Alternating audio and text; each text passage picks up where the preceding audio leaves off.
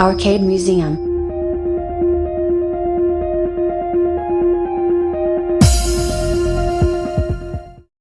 Bonjour à tous et bienvenue sur cette 4e vidéo d'Arcade Museum. Dans cette vidéo, comme je vous l'avais précisé dans les vidéos précédentes, nous allons travailler sur un nouvel émulateur. J'avais prévu de faire le GCE Vectrex. Pourquoi le Vectrex? Tout simplement parce qu'il faut bien commencer par des émulateurs. Donc on avait déjà vu le même ensemble. Et donc je me suis dit que le Vectrex n'était pas une très mauvaise idée. C'est un chouette petit émulateur qui permet de rejouer à ces vieux jeux qui étaient tout de même en vectoriel. Hey, ouais, c'est Vectrex, regarde. Génial l'écran incorporé. T'as vu les commandes? Vraiment précis. Waouh, ça va vite. Et la qualité de l'image? Extra. Ce jeu-là, je connais. Super le foot. En plus, c'est portable. C'est ça Vectrex. C'est le nouveau système vidéo qui se passe du téléviseur. C'était encore sympa et j'avais même connu à l'époque, quand j'étais plus jeune, pas mal de jeux d'arcade en style Vectrex comme ça, donc en vectoriel avec comme Star Wars à l'époque. Donc voilà. Pour petit rappel, la vidéo 3, souvenez-vous, c'était une vidéo bonus. Donc je vous expliquais comment dans le database on devait dans le fichier XML changer les noms des ROM pour qu'elles puissent se lancer avec Hyperspin. Donc voilà, on a vu ça en détail dans la vidéo 3. Donc ici la vidéo 4 c'est une vraie vidéo, c'est pas une vidéo bonus. Et je propose tout de suite qu'on se lance directement dans l'installation de ce nouvel émulateur. Allez, c'est parti. GCE Vectrex.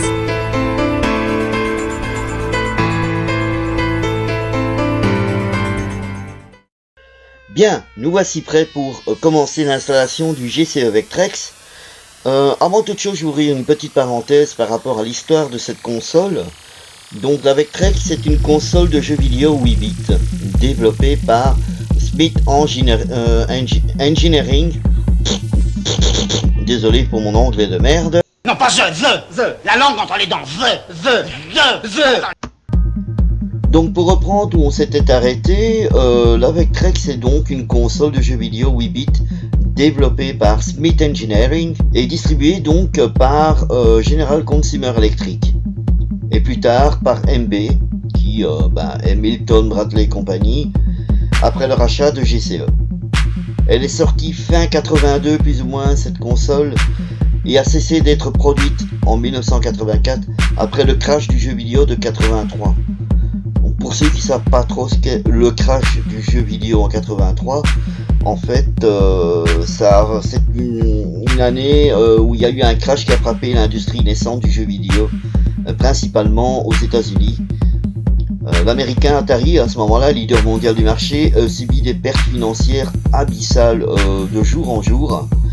De nombreux autres constructeurs de consoles de jeux vidéo et d'entreprises liées à cette activité ont dû ainsi déclarer faillite. Et ce phénomène donc s'est étendu de la fin 83 au début 84 et n'a pris fin qu'à la sortie de Super Mario Bros en 85. Donc pour notre émulateur Vectrex, il faut absolument télécharger l'émulateur qui s'appelle ParaJVE. Donc je ne vais plus vous dire où vous devez aller, vous savez qu'il y a deux sites comme Gametronic et RomStation, vous pouvez en trouver d'autres évidemment, où vous allez pouvoir trouver cet émulateur.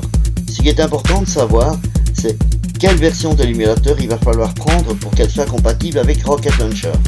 C'est ce qu'on va vérifier tout de suite. Donc on ouvre notre petit disque dur externe, on se rend dans Hyperspin et on va ouvrir Rocket Launcher UI se trouvant dans ce dossier. Voilà, donc on a agrandi ici l'image, évidemment on met en plein écran, c'est plus facile. Donc pour connaître la version que nous avons besoin de notre émulateur, qui s'appelle ParaJVE, nous allons rechercher dans notre liste ici, donc on va sur Global à gauche et sur l'onglet Modules, et dans la liste on a tous les noms des émulateurs qui peuvent être pris en charge par Rocket Launcher. Donc comme notre émulateur s'appelle ParaJVE, nous allons rechercher évidemment dans la lettre P. Et nous trouvons ici ParaJVE qui est inscrit. Ici, il va vous dire la version de l'émulateur que nous avons besoin dans cette colonne-ci. La version 0.7.0. J'ai évidemment trouvé cet émulateur et cette version-là sur le site Gametronic. Encore une fois, à vous de décider si vous allez là ou ailleurs, peu importe. Prenez surtout la version qui correspond à celle-ci, s'il vous plaît, c'est très important.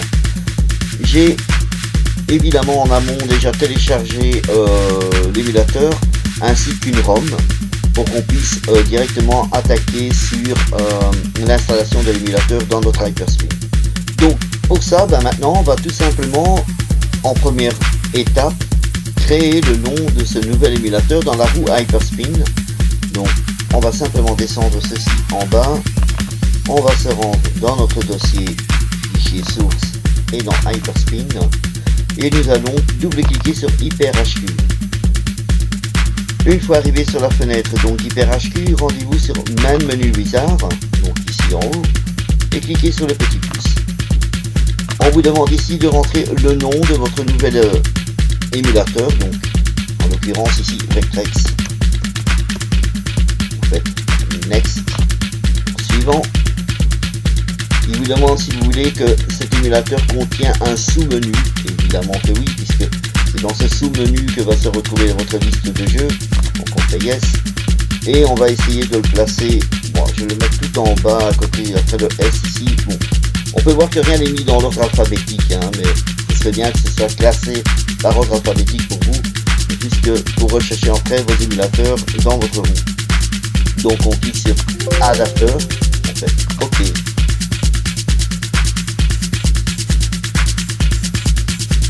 Voilà, on clique sur Next, et donc là nous avons le nom de notre nouvel émulateur qui est incorporé dans la roue d'Hyperspin. On va sur l'onglet Wheel Setting, Choose a Wheel, on va cliquer dessus et on va descendre tout en bas. Nous allons trouver notre Vectrex. Ici, évidemment, se trouve l'endroit où il va falloir rentrer le chemin de l'exécutable, le chemin des ROM et l'extension des ROM. On va voir ça tout de suite ensemble, on descend ça en bas également et on poursuit avec l'installation. Je vais donc déjà dans un premier temps aller récupérer les deux fichiers que j'ai téléchargés en amont pour les placer dans mon dossier fichier source. Voilà, je suis dans Programme et nous allons double-cliquer sur ParaJVR. Voilà, on peut fermer ceci. Donc, on va dans Hyperspin et dans le dossier émulateur. J'ai créé un dossier Vectrex dans mon dossier émulateur et dedans j'ai dézippé le contenu de mon émulateur dézippé. J'ai rajouté aussi dedans un dossier ROM dans laquelle va évidemment se trouver la liste des jeux, donc les différentes ROM qui vont tourner avec le ParaJVR. À savoir que les ROM doivent être dézippés par contre, ne les laissez pas zipper dedans parce que votre système ne va pas les reconnaître autrement. À partir d'ici, j'ai pris un jeu, c'est Armor Attack, donc à partir d'ici nous allons maintenant pouvoir tester déjà si notre émulateur fonctionne correctement avec ce premier jeu. Donc on clique deux fois sur ParaJVR. S'il ne se lance pas, il vous dira peut-être qu'il faudra installer une version de Java récente. Donc ne vous inquiétez pas, faites-le, c'est très important, hein. On va cocher ici Full Screen Mode pour être en plein écran. On va cliquer sur Pick Another ROM et on va indiquer bien sûr dans Vectrex l'endroit où se trouvent nos ROM et évidemment sélectionner Select ROM, Run Game. Et ici on peut voir que le jeu va se lancer sans problème. Voilà, Armor Attack fonctionne. Super musique, THX. Vérifions quand même un peu plus loin pour être sûr que tout est ok. Impeccable, voilà. Donc on fait Escape pour sortir de notre émulateur. On va donc maintenant continuer la configuration de notre Hyperspin et Rocket Launcher. Dans un premier temps, on va se rendre sur HyperHQ et on va lui indiquer le chemin de l'exécutable de notre Vectrex. Donc dans le dossier Hyperspin, on clique 2 fois sur émulateur, Vectrex et on va sélectionner ParaJVM. ROMPath, c'est le chemin des ROM, donc on clique dessus également, Hyperspin, émulateur, Vectrex, ROM et on fait OK. Et enfin on doit indiquer l'extension. Je vous ai dit qu'on devait dézipper les fichiers qui sont pris sur Gametronic par exemple, ils sont en zip. L'émulateur ne reconnaît pas les zips, donc il faut les dézipper et du coup l'extension de ces fichiers devient VEC au vectoriel. On tape VEC et on peut cliquer sur la petite croix pour fermer ceci. Maintenant on va poursuivre avec évidemment la configuration de notre Rocket Launcher. Dans Global toujours, on va se rendre sur émulateur. Je l'ai fait au préalable aussi. Dans cette liste ici en bas, vous allez trouver tous les mêmes noms des émulateurs que nous avons trouvés dans module. Donc on se rend ici et on va descendre jusqu'à ParaJVM. ParaJVM ici. On clique 2 fois dessus.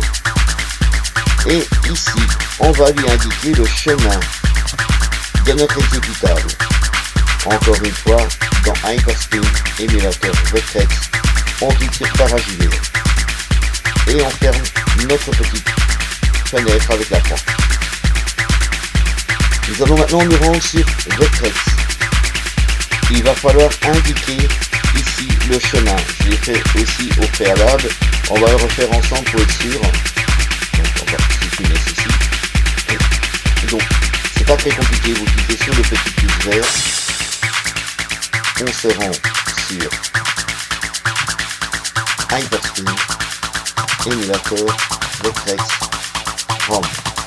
C'est le chemin des ROM ici, hein. C'est marqué ROMPath, hein, ne vous trompez pas. On fait OK. Ici, défaut émulateur, il faut qu'il connaisse le nom d'un émulateur pour qu'il fonctionne. Si on clique sur la petite loupe, il ne va rien trouver. Il n'y a aucun émulateur pour lui qui est indiqué. Donc, pour passer au-dessus de ça, il va falloir qu'on le rentre manuellement dans la partie Setting de Rocket Launcher.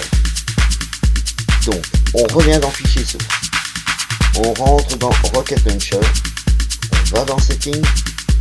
On va dans Vectrex. Et on rentre dans Émulateur. Fait un clic droit dessus. Edit with Notepad. Et ici, on voit qu'il n'y a pas de nom d'émulateur. Rien de compliqué. On retourne dans notre dossier. Fichier source. Hyperspin. Pour pas vous tromper, vous faites la même procédure. Hein. Allez dans Émulateur. Vectrex. Cliquez une fois dessus. F2 quand vous êtes dessus. Vous faites CTRL-C pour copier le nom. Vous revenez sur le fichier. On prend tout ce qui est entre les guillemets. Et on fait CTRL-V. Pareil en dessous, ce qui est entre les deux crochets, on supprime. On fait CTRL-V. Et on peut retirer le 1982 derrière qui n'est pas nécessaire. Arrivé à ceci, on va mettre ici, je sais pas, j'ai sur Vectrex. Je connais pas trop la société, il faudra vérifier. Ici, on va enregistrer sous. On va se mettre dans notre Vectrex. Et on va l'appeler bien sûr Vectrex et pas Atari Lynx, notre fichier. On enregistre. Voilà qui est fait. On referme tout ça. Et on est presque au bout. Encore ici, il y a un petit truc qu'il faut faire parce qu'autrement le jeu ne va pas se lancer avec Hyperspin. C'est qu'il faut, rappelez-vous, copier le fichier database ici, complet, le dossier. Donc, on sélectionne CTRL-C dans notre Rocket Launcher. Rocket Launcher UI, database, et on fait CTRL-V pour le coller dedans. Il faut que le database, les deux fichiers XML soient dans les deux dossiers, donc dans Rocket Launcher et dans Hyperspin. À partir de maintenant, ça devrait fonctionner. On va donc vérifier tout ça. on va dans Game, on fait Audit All the Game, il est en vert, formidable, on clique là-dessus et un petit coup sur la fusée pour voir s'il se lance. Le d'une parage IDE, parfait. Formidable, hein, ça fonctionne tout de suite. Voilà, impeccable ici. On peut dire que ça fonctionne, donc il n'y a aucune raison pour que ça ne fonctionne pas avec Hyperspin. On va faire un essai direct, on clique deux fois sur Hyperspin.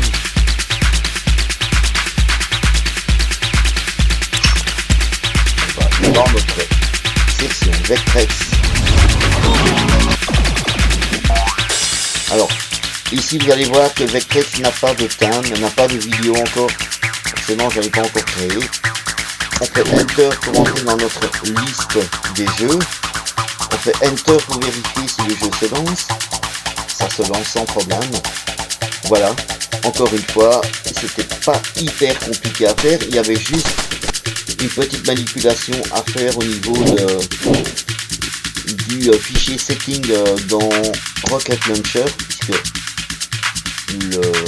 l'émulateur n'était pas reconnu dans Rocket Launcher, donc on a dû le mettre manuellement. Donc si ça vous arrive avec d'autres émulateurs, vous savez qu'il faut faire cette procédure là. De toute façon, on va les voir un par un, on les fera ensemble et vous ne serez pas perdus pour les suivants. Donc voilà, ici je propose que si vous voulez rajouter un thème, de vous rendre directement sur le site Hyperspin et Hyperfreespin. Vous allez pouvoir trouver tout ce qui vous manque et donc pouvoir compléter avec des vidéos que vous allez trouver sur YouTube, les thèmes que vous allez pouvoir introduire. On verra dans une vidéo complètement à part comment créer des thèmes soi-même, les personnaliser soi-même. Je ne vais pas le faire ici directement. Et bien voilà, donc la vidéo se termine ici. N'oubliez pas que si vous aimez cette vidéo, d'appuyer sur le petit pouce bleu. Et n'oubliez pas non plus de cliquer sur la petite cloche pour les futures notifications des futures vidéos qui vont arriver.